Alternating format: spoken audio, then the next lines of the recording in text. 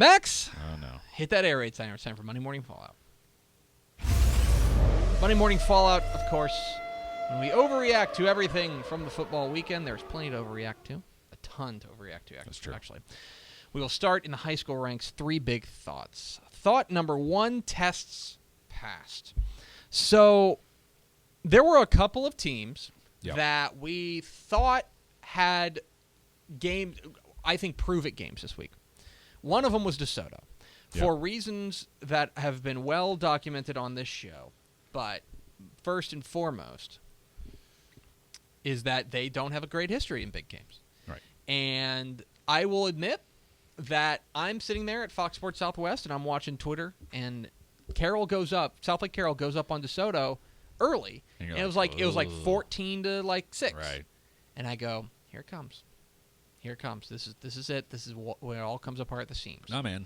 But you know what? Some of us picked them to win the state championship, and we were rewarded with what we saw. I picked them to win this game. Yeah. I still have questions, but I picked them to win this game, and they passed it. They passed that test unquestionably. They played well.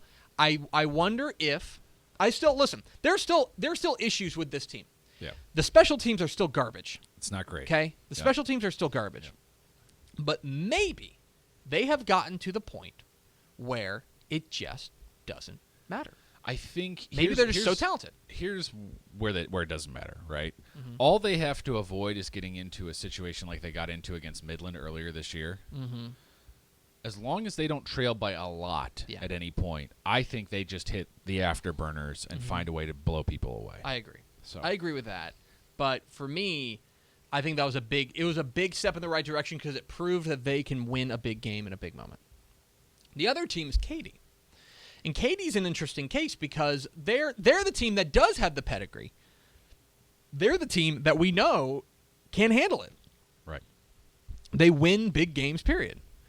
But they were 1-2 in non-district play.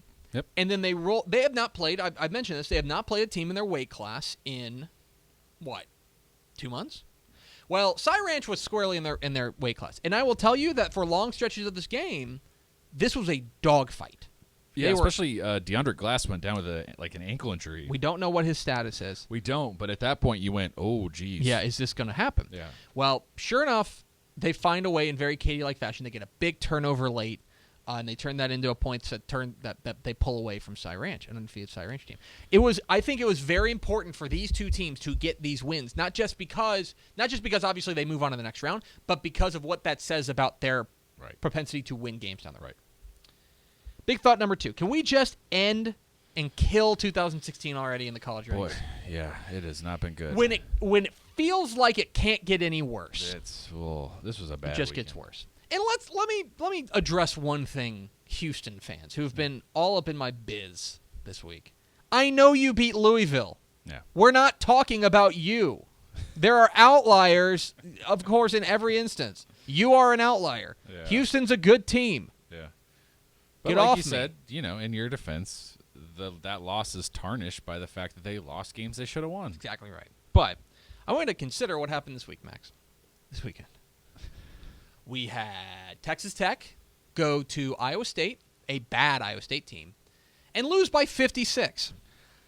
Yeah, it was. At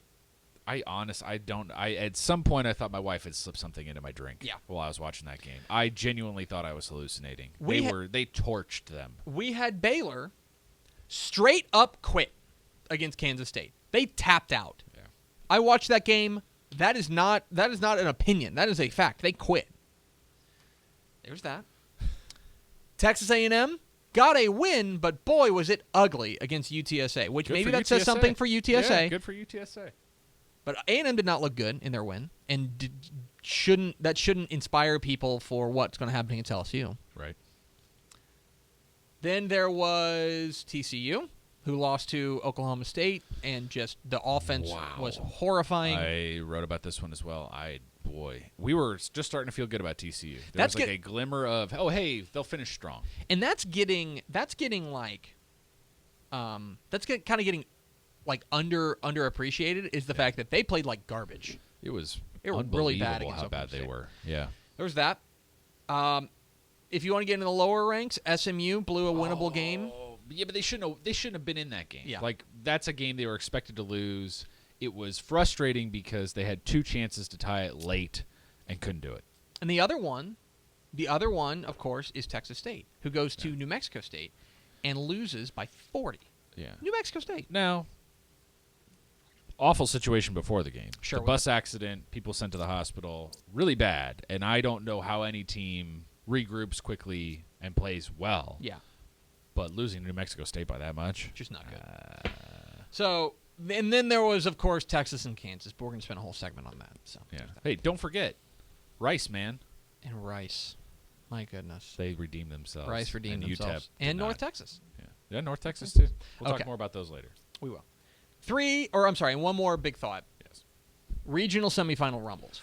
We are now set up into maybe the most loaded regional semifinal week I can remember. I'm same here, and like every classification, it's unreal. So, you've got Allen and San Angelo Central, a game that we've had circled for a while. You've got Katy and Galena Park North Shore, which are the 2 6A champions playing one another. This is the 3rd time that's ever happened. Halfway through the playoffs, not even a semifinal or anything. This is the 3rd time that defending champions on the top level, 6A or previously 5A, have played each other in the playoffs. Remarkable stuff. Mm-hmm. Not to mention, in the lower classifications, we're going to get Argyle and Abilene Wiley. We finally got to the fireworks factory there. That game got lightninged out earlier this year. We're finally going to get that game. What else am I missing? I mean, Albany-Iran is going to be awesome. I think Munster Monday is going to be great in that same region. Yep. I think Coleman Canadian is going to be great. Yep. Another great one. I mean, there are huge, mammoth matchups all across the state. It's going to be awesome. Mansfield Cedar Hill. Yeah. We get a rematch of that. Yeah. It is so. It's awesome. It is a giant week of Texas football. Lancaster Wiley East. It's going to be awesome. Yeah. So we will have you covered on TexasFootball.com/playoffs, which is where you can see all the brackets and our predictions, etc. 3 helmet stickers. Helmet sticker to Brownwood wide receiver Keegan Thompson. Nice game. 5 catches for 137 yards and a touchdown. He had 5 tackles and 2 tackles for loss defensively, and he returned a kickoff 104 yards for a touchdown. Pretty darn good for Brownwood wide receiver Keegan Thompson. Yep.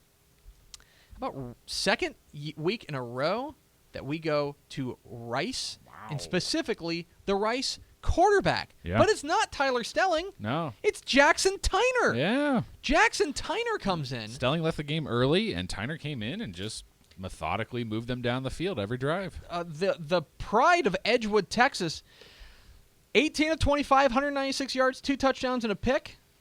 Pretty solid. Solid stuff. They steamrolled UTEP. Really impressive stuff. And finally, 3rd helmet sticker to Dripping Springs defensive end McKinley O'Neill. My goodness, have yourself a game, young man. Yeah. 22 tackles, 17 of them solo, and 2 tackles for loss in their 12-11 win over Angleton. You saw that finished, right? Yeah. Oh, my gosh. My goodness. Yeah. Pretty crazy stuff. And 3 teams to watch finally. Do you think lost in all of this? Yeah. This was a big result. This was something that really flew under the radar because I think there were a lot of games last week that go, whoa, oh man, look at that, oh look at that, and just very casually under the radar, Bosqueville loses to Windthorst, and this Windthorst team, they jumped out to a big lead in this one. Yep. Windthorst was playing fantastic football, and I'll tell you, this is a team to watch. Now, I mean, I think everyone here picked. I don't know if we all picked it, but we would have picked. We would have picked Bosqueville to beat them. Yep. Now they draw De Leon. It's a winnable game. Yeah. Then they'd probably run into Crawford and Martin. That would be a tough game, but you know what? Right now, the way they're playing really, really good. So watch out for Windthorst. North Texas, the Mean Green. Yeah, man. They are now 1 win away from bowl eligibility, and they're playing UTEP, who's pretty bad. So good team to be playing when you're in that position. They should be getting it. Yeah. So impressive stuff from North Texas. And Arlington Bowie. Arlington Bowie has one of the craziest statistics you'll ever see. Was it 10 of their 12? Something like this. I know they're like 8-1 in their last 9 or something like that. So I want to make sure I get this right. There was a statistic out there that was just the silliest thing I'd ever seen. It was so Arlington Bowie. First of all, they drive 94 yards to beat Midland, which is the headliner here. But this is they play close games. They do nothing but play close games. Yep. Let me pull this up. You're listening to live coverage of me pulling a tradition unlike any other. Of me pulling up their schedule. Okay, so here are their games. Okay, they beat Flower Mound Marcus by 1. They beat Grand Prairie by 6. Yeah. They beat North Mesquite by 5. They beat Arlington Martin by 2. They beat North Crowley by 6. They lost to Arlington by 4. They beat Lamar by 2. They lost to Mansfield pretty handily. And then they beat Keller Central by 3. And then they beat Midland by 7. Like, this is a team that only wins close games. Yeah. And so now they draw Duncanville. And I will tell you that if the game is close, they're going to win. Like, that's what's going to happen. Yeah. Because that's how these things go. So congratulations to Arlington Bowie and Coach Danny DeArmond. They get a big win over Midland.